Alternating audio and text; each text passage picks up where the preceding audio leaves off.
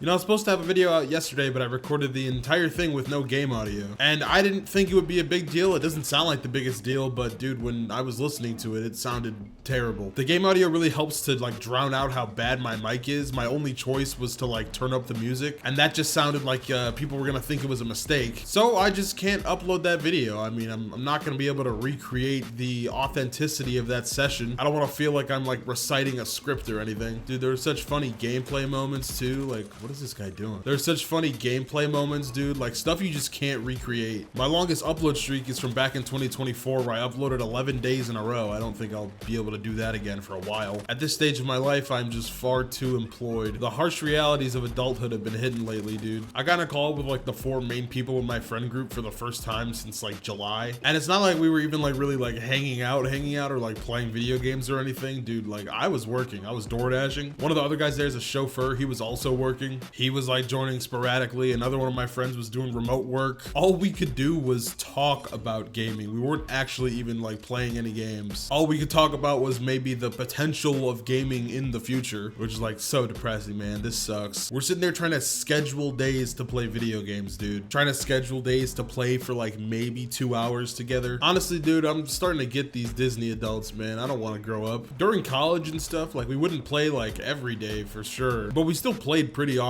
and like honestly like way too deep into the night. One of the things we used to do was 2v2s in like the competitive modes on the older Call of Duties. That's literally all we were trying to schedule, either that or like some random party games. It doesn't seem too demanding, dude, just like an hour or 2 of gameplay. And it felt like every day I brought up there was some sort of issue, like, oh, we can play Friday, oh, we can play Saturday, oh, maybe this day in the week works because none of us have to do anything the next morning. None of it works, dude. Every single thing proposed, none of it works. I think we figured out we're golden for like late November. I mean, so at least I have something to look forward to. I miss winter breaks, dude. Winter breaks were like peak homie hangouts, dude. We all went to college hundreds of miles away from home, but like we all hung out during winter breaks. And you know, not necessarily in person. We would like be gaming for like an ungodly amount of time during these winter breaks. Winter break gaming in like middle school, high school, dude, we'd be going from like 1 p.m. to like 3, 4 a.m. Sometimes earlier, sometimes later. And like the only breaks we took would be for lunch or the bathroom. The only logistics issue we had to worry about back then was like what game we played, dude. There's some people in that call that I haven't spoken verbally to since like July. We started like reminiscing about 2020 and like lockdown when we would just get up and game, no employment. We just finished up high school. We were just doing nothing, dude. Now, I'm not saying this is a healthy lifestyle or even a fulfilling one, but hey, we all enjoyed it. Honestly, I feel like I'm a large part of the problem. I have a really weird schedule with my job. I only have this really weird window of like 1:30 p.m. to like 3:30 p.m. every day to game, and then sometimes after like 10 p.m., 11 p.m. But at that point, everyone's getting ready for the next work day. But then again, even if I have that free time, I'm most likely going to be using it to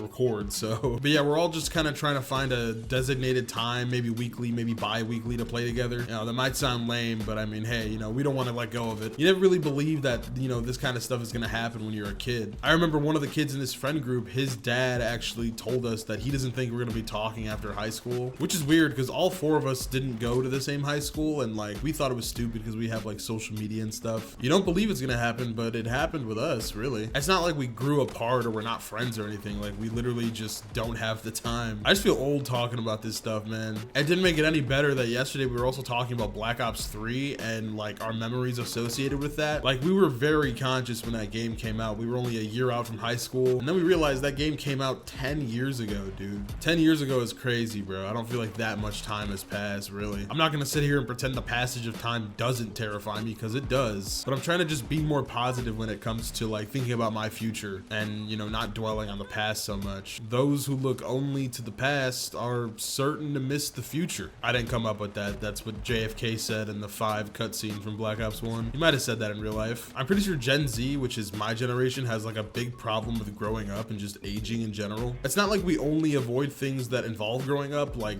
making your own doctor's appointments or getting your license or whatever, but we also have a really like strong tendency to dwell on the past, which is what I've been doing for the past couple minutes. And it's weird because in the grand scheme of things, we really haven't been around that long. There's a lot of channels on YouTube that do this of kids that are like my age, and like I've done it too, just like dwelling on the past. The video essays, I would say, aren't necessarily that. I feel like those are less me being blinded by nostalgia and actual like genuine arguments, you know, whether that's about the game design in COD Zombies or the multiplayer video I made, the Minecraft video. I try hard to not be completely blinded by my nostalgia of when times were good and to like take things as they are. You know, if something's good, I want to enjoy it. I don't want to just hate it just because it's new. Yeah, but like I said, there's a lot of people my age that make those videos where they just, you know, focus on the past and how great things were back then and how terrible they are now. A lot of those are in that style, you know, that I make with the, you know, the faceless COD commentaries with a bad mic, minimal editing, no music and all. And that's intentional, you know, it's meant to invoke the things that I grew up with. And there's a lot of people that make those videos, and like no shade to anyone in particular, but there's a lot of people that make those videos, but their whole focus, I guess, is just like nostalgia. I try to use those videos as like a medium, like a vessel to, you know, get whatever point across I'm trying to talk about. And I see a lot of these videos with guys blowing up on these like faceless, you know, COD commentary type channels where they're talking about how like we're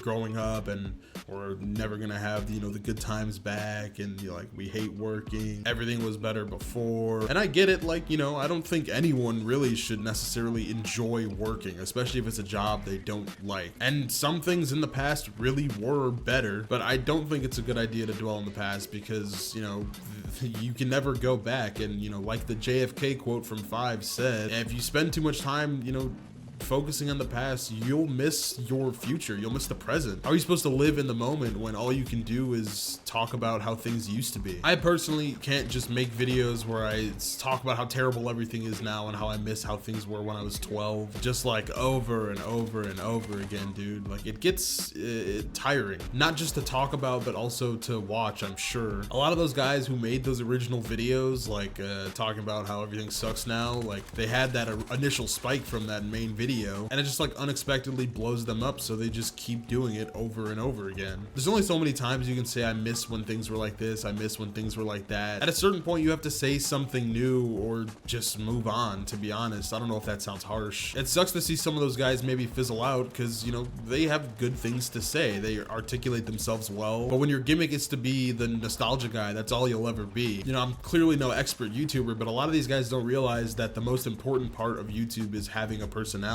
And the worst part is like they've been hammering it on for months and months with countless videos that are the same thing. Then they finally try to pivot to something they actually enjoy talking about, or just something that, you know, is more them. And then no one watches it because that's not what they know the guy for, you know, that's the nostalgia guy or whatever. I enjoy this style of content. Like this is me. I'm someone that's making content in a style that really fizzled out in the early 2010s, but I'm not just making it for making its sake. I'm not just like, the whole content isn't the fact that I'm making this style of content, you know what I mean? It's not just saying like, oh, remember when people made this? That's not all it is. My goal isn't to get comments for people to say like, oh, it feels like old YouTube, but like I've got those comments before. I just like this style of video. I like making it, I like editing it, I like watching it, so I do it. My channel isn't centered around me being the cutcom guy. I don't have people that subscribe to me just because I make cutcoms. I'm sure that the people that subscribed recently or the people that watched my videos recently watch them for the content, for the stories, maybe, you know, for me, I don't know, as weird as that may sound. Basically, I'd like to think that people watch my videos because I'm a person and I